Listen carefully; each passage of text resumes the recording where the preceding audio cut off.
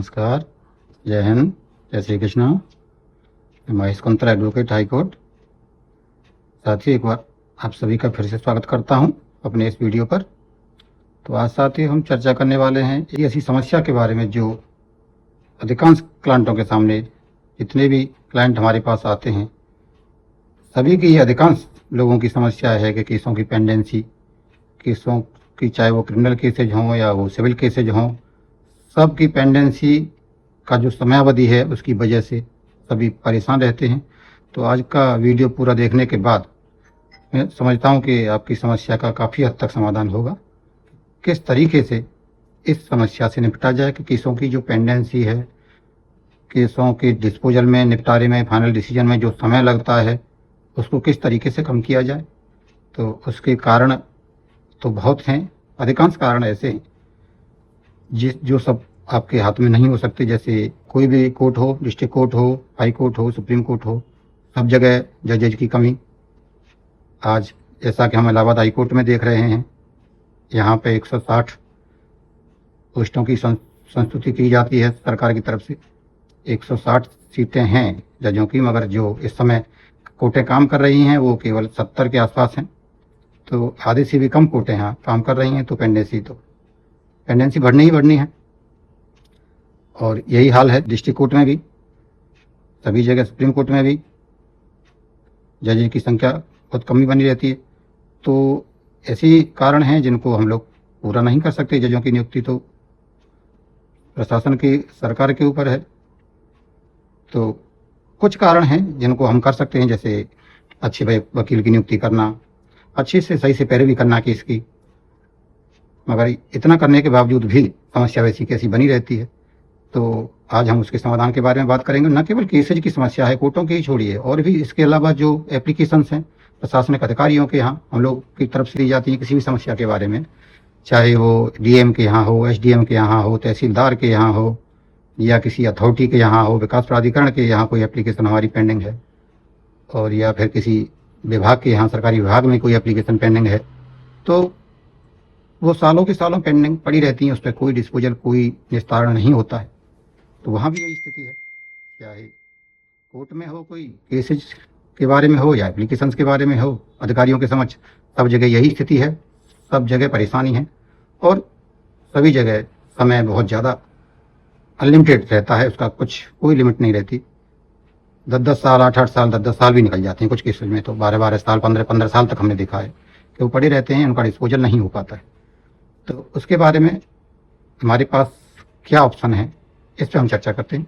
तो सबसे अच्छा जो ऑप्शन है हमारे पास ये है कि जैसे ही कोई केस, चाहे वो क्रिमिनल हो, सिविल हो, हम लोग अगर उसका जल्दी डिस्पोजल करना चाहते हैं तो उसके लिए कुछ समय बाद तुरंत आप आएंगे। दाखिल करने के बाद तुरंत तो कुछ रिलीफ नहीं मिलने वाला है, मगर जैसे ही कुछ समय निकलता है उसके बाद में कुछ केसेज के कागज, डॉक्यूमेंट निकलवाने के बाद, जैसे कोई क्रिमिनल केस है तो उसकी FIR और order sheet, complete order sheet, और इसके अलावा कुछ ज़रूरी दस्तावेज होते हैं, केस डायरी वगैरह को, तो कुछ पेपर्स को निकालने के बाद हम आर्टिकल 227 के अंतर्गत हाई कोर्ट आते हैं और यहाँ एक्सपीडाइट की प्रेयर होती है और ज़्यादातर केसों में एक्सपीडाइट का आदेश होता है। तो इसके अलावा इसी तरह सिविल केसेज में दावा की नकल निकालनी पड़ेगी, एंटायर ऑर्डर शीट निकालनी पड़ेगी।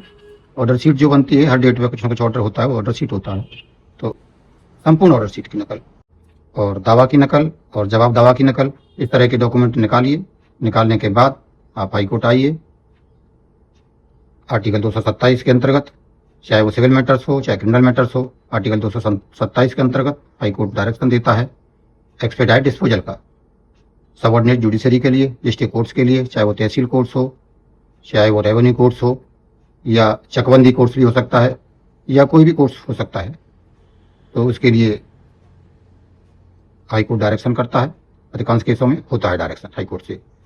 इसी तरह एप्लीकेशंस के बारे में, एप्लीकेशन अगर किसी के यहाँ पेंडिंग है, किसी भी अधिकारी के यहाँ, किसी डीएम के यहाँ हो, एसडीएम के यहाँ हो, तहसीलदार के यहाँ हो, या किसी अथॉरिटी के यहाँ हो, किसी बिजली विभाग में हो, या किसी और विभाग में हो, सरकारी विभाग में हो, कोई भी एप्लीकेशन, तो उसके संबंध में भी आप एप्लीकेशन पहली बात तो एप्लीकेशन इस तरह देना एंड टू एंड किसी को देना नहीं है। पहले भी वीडियो में हम बता चुके हैं ये चीज़ कि कोई भी एप्लीकेशन किसी भी प्रशासनिक अधिकारी को या विभाग में किसी भी में भी कहीं आपको देना है किसी समस्या के संबंध में, तो उसको डायरेक्ट हैंड टू हैंड नहीं देना है, क्योंकि हैंड टू हैंड की रिसीविंग कम विभाग देते हैं, कम अधिकारी देते हैं। प्रशासनिक अधिकारियों के यहाँ से उस तरह की रिसीविंग कम मिलती है डॉक्यूमेंट्स के संबंध में।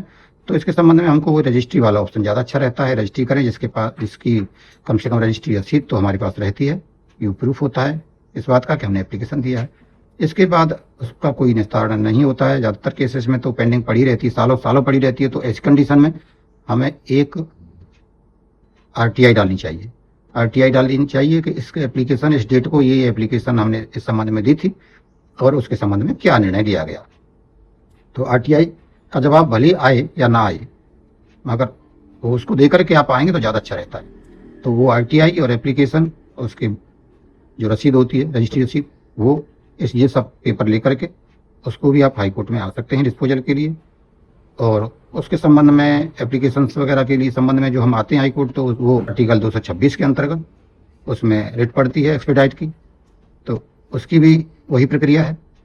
उसके लिए रिट में डायरेक्शन होता है, वो 226 में होता है, और अधिकांश केसों में डिस्पोजल का एक्सपेडाइट का डायरेक्शन यहाँ से होता है। और यकीन मानिए साथियों, हमारा ये अनुभव रहा है कि जब भी हाई कोर्ट से एक्सपेडाइट का कोई ऑर्डर गया है सबऑर्डिनेट कोर्ट्स के लिए, तो जो उस केस में डेट एक महीने की, किसी केस में तो डेढ़ महीने की जो डेट पड़ती थी, वो उस ऑर्डर के पहुंचने के बाद रिकॉर्ड पर जैसे ही सर्टिफाइड कॉपी ऑर्डर की पहुंची, तो वो डेट्स 3 और 4 दिन की पड़ने लगी।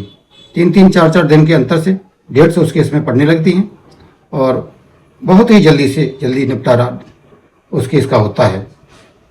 और जो केस ये मानिए कि 10 साल से डिस्पोजल नहीं हो पा रहा था, यहाँ से ऑर्डर जाने के बाद 4 महीने में, 5 महीने में ऐसे केसेज का डिस्पोजल हमने कराया है। और वो क्लाइंट हमारे उससे बहुत ही संतुष्ट हुए कि जो केस डिस्पोजल हम 10 साल से नहीं करा पा रहे थे और हम इंतजार कर रहे थे डिस्ट्रिक्ट कोर्ट में कि पता नहीं कितना समय अभी लगेगा, पूरी ज़िंदगी इसी में निकल जाएगी हमारी डिस्पोजल में ही, उसमें 4-5 महीने में, किसी केस में 3 महीने में भी डिस्पोजल हो गया केस का। और हाई कोर्ट में भी पेंडेंसी कम नहीं है।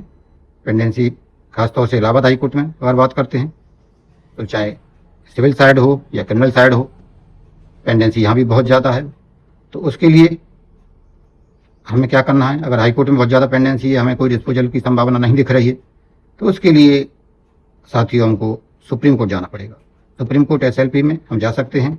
यहाँ से पूरी एंटायर ऑर्डर शीट निकालिए। ऑर्डर शीट निकालने के बाद उसको सुप्रीम कोर्ट में चैलेंज करिए। सुप्रीम कोर्ट उसका डायरेक्शन देगा। जिस तरह हाई कोर्ट डायरेक्शन देता है डिस्पोजल का, एक्सपेडाइट का, उसी तरह सुप्रीम कोर्ट भी देता है। तो उसका रास्ता सुप्रीम कोर्ट से निकल सकता है। तो ये इस तरह के डिस्पोजल का, चाहे वो एप्लीकेशन हो या वो क्रिमिनल केस हो या सिविल केसेज हो, तो किस तरह अपने केसों के शीघ्र निस्तारण का क्या समाधान है, इसके बारे में सारी प्रक्रिया मैंने आपको बताई। अगर फिर भी इस संबंध में कोई डाउट हो तो उसके बारे में आप प्रश्न पूछ सकते हैं और कमेंट के माध्यम से उसका भी समाधान किया जाएगा। इसके साथ ही इस वीडियो को हम समाप्त करते हैं। नमस्कार, जय हिंद, जय श्री कृष्ण।